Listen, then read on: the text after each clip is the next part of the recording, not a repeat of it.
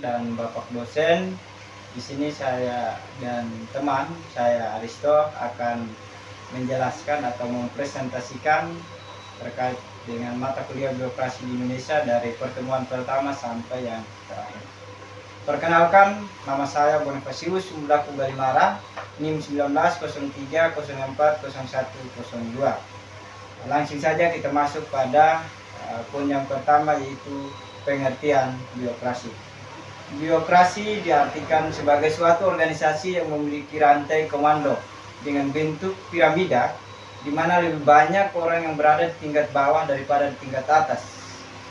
Menurut Kamus Besar Bahasa Indonesia, birokrasi adalah sistem pemerintahan yang dijalankan oleh pegawai pemerintah karena telah berpegang pada hierarki dan jenjang jabatan. Pengertian birokrasi di Indonesia. Birokrasi di Indonesia adalah lembaga pemerintahan yang menjalankan tugas pelayanan publik baik di tingkat pusat maupun daerah dengan menerapkan nilai-nilai Pancasila yang berdasarkan Undang-Undang Dasar 1945 dan sesuai dengan budaya Indonesia, untuk memberikan pelayanan kepada masyarakat dan melakukan pembangunan secara netral dan profesional. Konsep birokrasi menurut Weber atau Max Weber. Max Weber menciptakan model tipe-tipe ideal birokrasi yang menjelaskan bahwa suatu birokrasi atau administrasi mempunyai suatu bentuk yang pasti di mana fungsi dijalankan dalam cara yang rasional. Tipe ideal menurutnya biasa dipergunakan untuk dibandingkan birokrasi atau organisasi yang satu dengan organisasi yang lain. Menurut Max Weber, tipe ideal birokrasi yang rasional tersebut dilakukan dengan cara-cara sebagai berikut. Yang pertama, individu sebagai pejabat secara personal bebas, akan tetapi dibatasi oleh jabatan manakala ia menjalankan tugas atau kepentingan individual dalam jabatannya. Yang kedua, ada pejabat jabatan, itu disusun dalam tingkatan hierarki dari atas ke bawah dan ke samping. Yang ketiga, ada tugas dan fungsi masing-masing jabatan dalam hierarki itu secara spesifik berada satu sama lainnya. Dan yang keempat, ada pejabat yang mempunyai kontrak jabatan yang harus dijalankan. Yang kelima, ada setiap jabatan yang mempunyai gaji termasuk hak untuk menerima pensiun sesuai dengan tingkatan hierarki jabatan yang disandangnya.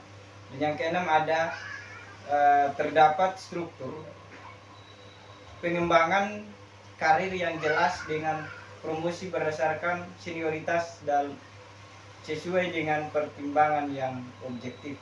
Yang ketujuh, ada setiap jabatan sama sekali tidak dibenarkan menjalankan jabatan sesuai dengan instansi untuk kepentingan pribadi atau keluarga. Dan yang kedelapan, ada setiap pejabat yang berada di bawah pengadilan dan pengawasan suatu sistem yang dijalankan secara disiplin.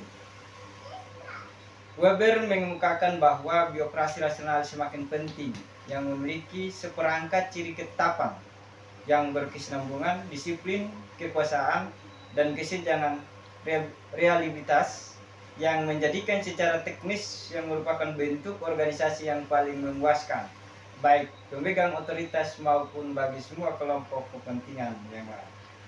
Saya akan melanjutkan pembicara pertama. Sebelum itu, perkenalkan, nama saya Aristo Setiawan Akipraing dengan NIM 1903040025, yaitu dengan topik konsep birokrasi Albron. Martin Albron adalah sosiolog dari Inggris. Ia banyak menulis seputar pandangan para ahli seputar konsep birokrasi Weber. Artinya ia sendiri mengaji beberapa konsepsi seperti birokrasi. Albron membagi 7 cara pandang mengenai birokrasi sebagai berikut. Yang pertama, birokrasi sebagai organisasi rasional. Birokrasi sebagai organisasi rasional sebagian besar mengikut pada pemahaman Weber. Namun, rasional di sini patut dipahami bukan sebagai segalanya struktur secara pasti dan jelas. Birokrasi sebagai intervensi organisasi. Birokrasi merupakan antitesis perlawanan dari dualitas administratif dan kreativitas manajerial. Birokrasi juga dinyatakan sebagai susunan manifestasi kelembagaan yang mengacu pada ketidaksempurnaan dalam struktur dan fungsi dalam organisasi-organisasi besar. Yang ketiga, birokrasi sebagai kekuasaan yang dijalankan oleh pejabat. Birokrasi merupakan pelaksanaan kekuasaan oleh para administrator yang profesional, atau birokrasi merupakan pemerintahan sama dengan pejabat. Yang keempat, birokrasi sebagai administrasi negara dan publik. Birokrasi merupakan komponen sistem politik, baik administrasi pemerintahan sipil ataupun umum. Yang kelima, birokrasi sebagai administrasi yang dijalankan pejabat. Birokrasi dianggap sebagai sebuah struktur atau badan. Di struktur itu, staf-staf administrasi yang menjalankan otoritas keseharian menjadi bagian dan penting. Yang keenam, birokrasi sebagai suatu organisasi. Birokrasi merupakan suatu bentuk organisasi berskala besar, formal dan modern. Suatu organisasi dapat disebut birokrasi atau bukan mengikuti pada ciri-ciri yang sudah disebut. Yang ketujuh, birokrasi sebagai masyarakat modern.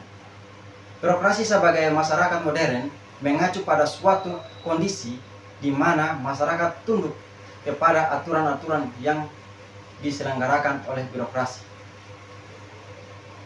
Dari penjelasan di atas, maka kita dapat menyimpulkan bahwa birokrasi merupakan sebuah organisasi dan dalam pemerintahan yang merupakan rantai administrasi untuk mendukung pencapaian tujuan pemerintahan itu sendiri.